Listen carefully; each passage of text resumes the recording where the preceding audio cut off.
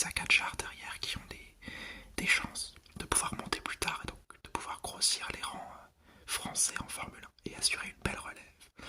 Mais pour l'instant, parlons du présent, même un peu passé, le duel Ocon-Gasly de cette saison 2023. Alors, on va faire une rapide présentation. Gasly, il est nouveau chez Alpine en 2023, il venait de AlphaTauri et il a gagné un Grand Prix de Formule 1, l'Italie, en 2020. Ocon, lui, il est déjà chez Alpine depuis 2021. Alpine, avant, c'était même Renault. Il a fait la transition, donc il a connu deux coéquipiers, Ricciardo et Alonso. Pour lui, Gasly, c'est le troisième et il a une victoire en Hongrie en 2021. Alors, les deux pilotes se connaissent bien, ils ont eu un petit passif en karting et se sont un petit peu éloignés par la suite. Et cette saison, elle est assez charnière dans leur avenir en Formule 1, puisque celui qui prend le lead de cette saison, c'est celui qui prendra le lead de l'écurie dans les années à venir, si l'écart est assez important ou que la domination est assez importante. Si c'est une égalité parfaite, bah c'est parfait pour Alpine, parce que ça voudra dire que les deux pilotes sont au niveau et qu'ils peuvent s'en sortir et qu'ils peuvent même se tirer l'un vers l'autre, vers l'avant. Mais s'il y a une légère domination, l'écurie sera pris au compte de celui qui a dominé, et le dominant devra déjà penser à un avenir ailleurs, puisque l'écurie sera vouée à la cause de l'autre, c'est une évidence. Alors commençons la saison. Donc premier Grand Prix à Bahreïn, Ocon se qualifie bien mais prend 40 034 92 secondes de pénalité, ce qui ruine totalement sa course, alors que Gasly, qui part dernier au départ, prend les 2 points de la 9ème place avec une très belle remontée. À Jeddah, Ocon lui se qualifie très bien et convertit avec une P8, alors que Gasly est juste derrière en qualification, mais en course ça se passe aussi bien d'ailleurs parce qu'il finit P9. En Australie, Ocon est 11ème tandis que Gasly est 9ème, mais après 2 superbes courses, une superbe course, le dernier drapeau rouge provoque un double DNF pour les deux pilotes alpines, puisque Gasly vient se rabattre sur Ocon qui ne peut pas l'esquiver, et donc ils se foutent tous les deux dans le mur et ruinent une course exceptionnelle où Gasly, comme Ocon, pouvait aller chercher un podium. Donc c'est un peu le début des problèmes chez Alpine, puisqu'à Bakou, Ocon se qualifie mal et Gasly se met dans le mur. C'est un week-end pas fou déjà. En sprint, Ocon est moyen et Gasly est dans les derniers. Ils sont pas dans le rythme. C'est un week-end totalement raté parce que les deux courses ils sont hors des points. La sprint et la race normale, quoi. À Miami, Ocon dans les standards de l'Alpine, puisqu'il est 8ème en qualif et que Gasly est 5ème, il surperforme un peu. Une course plutôt bonne pour les deux, 8ème pour Gasly, 9ème pour Ocon. Et à Monaco, le point d'orgue de la saison, Ocon Impérial se qualifie 3ème et s'assure le podium en principauté, puisque quand on se qualifie 3ème, ou du moins en haut de tableau en principauté, à moins d'un DNF ou d'un accident, on est très souvent à la place où on est parti, puisque à Monaco, on arrive très rarement à doubler. Gasly, lui, est un petit peu derrière tout le week-end, et il finit donc 7ème, ce qui est quand même une place assez décente avec la Alpine qu'il a.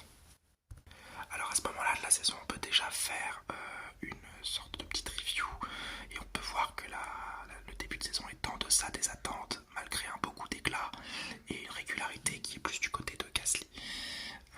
Mais donc on part pour l'Espagne et Ocon se qualifie plutôt bien et va même chercher des points à l'arrivée. Gasly lui aussi se qualifie bien, mais il est pénalisé pour avoir gêné, je crois, Sainz, mais il va quand même chercher un point à l'arrivée. Au Canada, Ocon est en forme en qualification, encore une P6, et il résiste en course pour une P8. Gasly, lui, est gêné par Sainz à nouveau. En qualification, il partira P15 et ne pourra pas ramener de points du Canada. En Autriche, une qualif assez moyenne pour les deux pilotes, pour la sprint et même pour la course principale. Des petits points grappillés en sprint et en principale, mais pas de quoi rattraper ceux qui sont devant, quoi, les Aston Martins et même les McLaren qui commencent à se rebeller malgré un début de saison qui était catastrophique pour l'écurie de Woking. À Silverstone, un réel passage à vide, 0 points, mauvaise qualification, rien du tout. En Hongrie, hors du rythme total, 0 points à nouveau.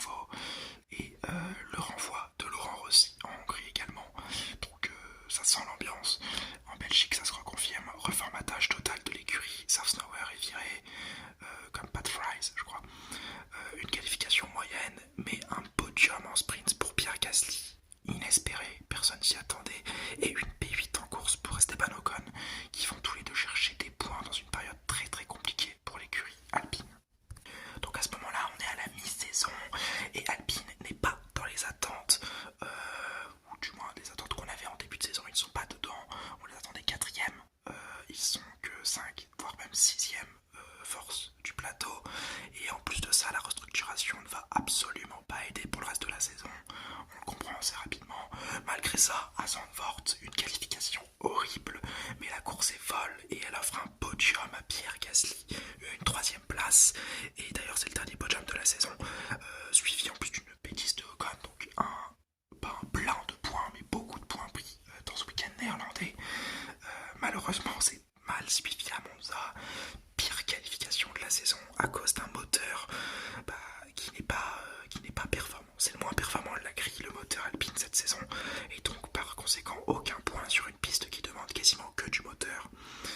À Singapour, Ocon passe enfin en Q3 et tiendra 6ème jusqu'au DNF de son moteur. Extrêmement frustrant puisqu'il avait les points. Gasly, lui, est plus loin en qualif, mais il reprend bien, et même reprend bien le flambeau de son coéquipier puisqu'il finit 6ème à sa place. Au Japon, une mauvaise qualification et des sortes d'écurie dans le dernier tour en faveur de Ocon qui frustre énormément Gasly.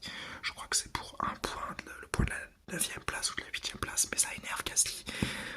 L'ambiance est pas au beau fixe et la monoplace est pas là où on l'attend. Malgré tout de même le fait qu'on peut pas dire que c'est une saison catastrophique, mais c'est pas une saison faramineuse non plus. Au Qatar, la qualification est assez bonne, la course de sprint est à oublier parce que Ocon se fait sortir par Perez et Gasly n'est pas dans les points. La course, elle, apporte 6 points mérités au vu du calvaire pour Ocon. À Austin, la qualification est bonne, le sprint est bon pour Gasly mais pas pour Ocon, et la course est bonne pour Gasly qui fait le plein de points sur un Ocon qui n'est pas dedans, il DNF même, et Gasly prend une sérieuse option sur la domination entre guillemets de l'écurie, alors qu'on va entamer cette fin de saison, les 4 derniers Grands Prix. Gasly est bien en avance donc sur un Ocon qui est un petit peu dans le dur à ce moment-là de la saison, et au Mexique, la qualification elle est pas folle pour les deux, et la course elle est moyenne pour Ocon qui prend que le point de la 10ème place et Gasly lui n'est même pas dans les points. Au Brésil par contre, les qualifications sont moyennes voire mauvaises, en sprint c'est 0 points et la course apporte du bonheur. 6 points pour Gasly et 1 point pour Ocon. Gasly a vraiment quasiment entériné sa place de premier, même si ça va être nuancé un peu plus tard dans les enseignements. À Las Vegas, Ocon se rate en qualif alors que Gasly P4, chassé croisé puisque Ocon finira P4 et que Gasly sera hors des points. Donc un point, des points récupérés par Ocon pour rattraper un petit peu Gasly. Ils ont que 4 points d'écart à l'entame du dernier Grand Prix à Abu Dhabi, mais c'est une mauvaise qualification et aucun point en course pour clôturer une saison assez moyenne dans l'ensemble. Alors finalement, Gasly finit 4 points devant Ocon, mais les regards ne sont pas portés sur cette stat. On devrait plutôt les porter sur le fait que Alpine est 6ème. 6ème dans un no man's land. Ils sont à 100 points de Aston Martin. Aston Martin c'est 100 points devant eux, et ils sont 100 points devant les Williams qui sont 7ème du classement. Franchement, une saison qui est compliquée